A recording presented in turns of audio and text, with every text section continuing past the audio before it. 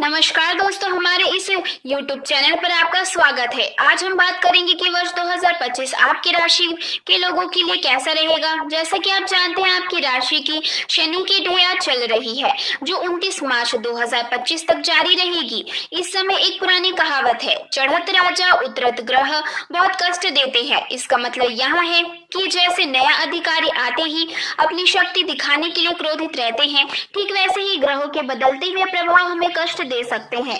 अब बात करते हैं आपकी राशि के स्वामी मंगल की।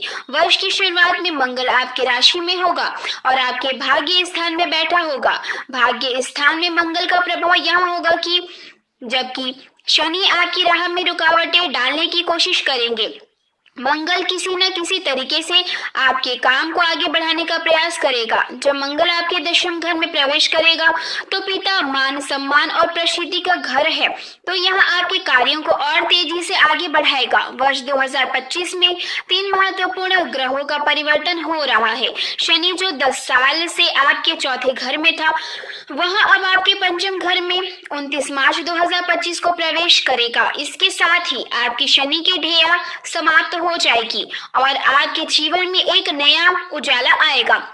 आपके कार्यों में रुकावटें समाप्त होगी, सामाजिक प्रतिष्ठा में सुधार होगा और धीरे धीरे सफलता की और मार्ग प्रशस्त होगा।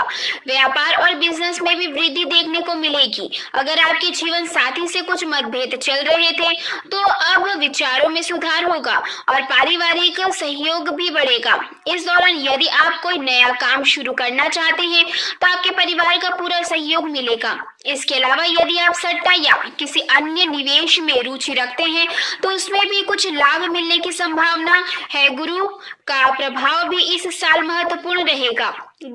गुरु 26 अक्टूबर 2025 तक आपके संतान घर में रहेगा। इसका असर यहाँ हो सकता है कि बच्चों की पढ़ाई में कुछ विघ्न आए या उनका स्वास्थ्य प्रभावित हो। हालांकि यह एक सामान्य परिवर्तन है और समय के साथ सब ठीक हो जाएगा। तो दोस्तों, इस साल के ग्रह परिवर्तन और शनि के ढैया के प्रभाव के बावजूद मंगल और गुरु के अच्छे प्रभाव से आपके जीवन में सुधार और सफलता की संभावना बनी हुई है। आपको इस दौरान किसी भी प्रकार की परेशानी का सामना नहीं करना पड़ेगा, क्योंकि यहाँ केवल 5 महीने का समय है। इस 5 महीने में अगर आप अपने कार्यों में ध्यान केंद्रित करेंगे तो यहाँ आपके लिए शुभ रहेगा। गुरु आपके विदेश भाव को देखेगा और इसका प्रभाव यहाँ होगा कि आपको विदेश यात्रा का अवसर मिल सकता है। यदि आपने कोई दूरस्थ व्यापार या बिजनेस शुरू करने का विचार किया है तो इसमें सफलता मिलने की संभावना है। साथ ही आपके नए मित्र भी बन सकते हैं। इस दौरान आपको अपने बच्चों का मनोबल बढ़ाना बहुत जरूरी होगा। अगर उनके अंक में कुछ कमी आ जाती है तो आपको परेशानी हो सकती है। यह एक सामान्य ग्रह प्रभाव है जो आपकी कुंडली से ही स्पष्ट है। आप अपने बच्चों को आत्मविश्वास देकर उनका हौसला बढ़ाएंगे और वे फिर से आपकी पूरी कोशिश करेंगे। गुरु के शुभ प्रभाव से बच्चों के परिणाम सुधार कर सकते हैं। अगर आपके बच्चे किसी नौकरी के लिए प्रयास कर रहे हैं तो उन्हें सफलता मिलेगी और उनका स्वास्थ्य भी अच्छा रहेगा। साथ ही आपका भाग्य भी आपके साथ होगा। गुरु के बारे में एक कहावत है कि वह जिस स्थान पर बैठता है उस स्थान का दोष करता है। 15 मई 2025 को गुरु जब मृत्यु स्थान और दुर्घटना भाव में बैठेंगे तो यहाँ आपको सट्टा जैसे कार्यों में लाभ दिला सकते हैं। हालांकि इस दौरान आपको ध्यान रखना होगा कि गुरु का प्रभाव आपके लिए हानिकारक नहीं होगा।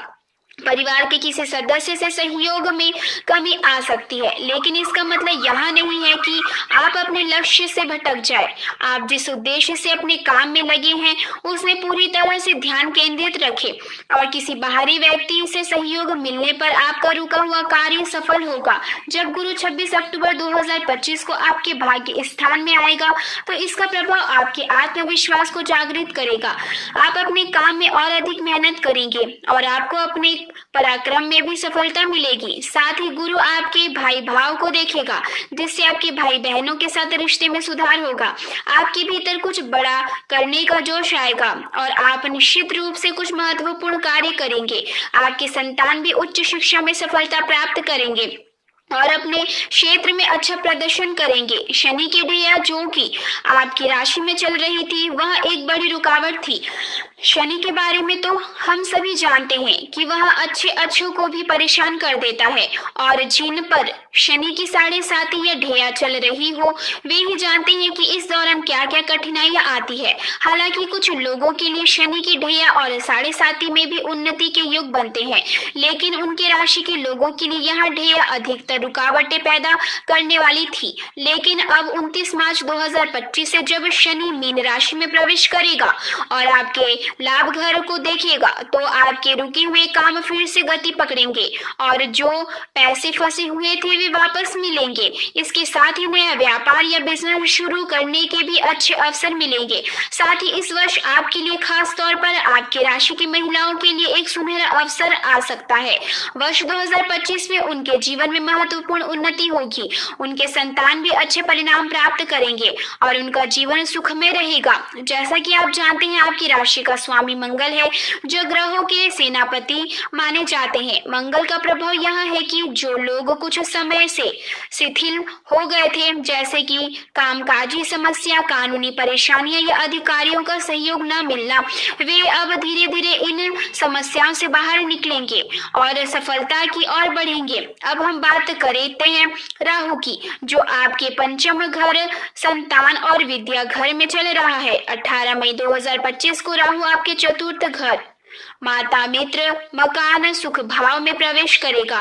इस दौरान आपके परिवार में किसी बुजुर्ग महिला या आपकी माता के स्वास्थ्य में गिरावट आ सकती है।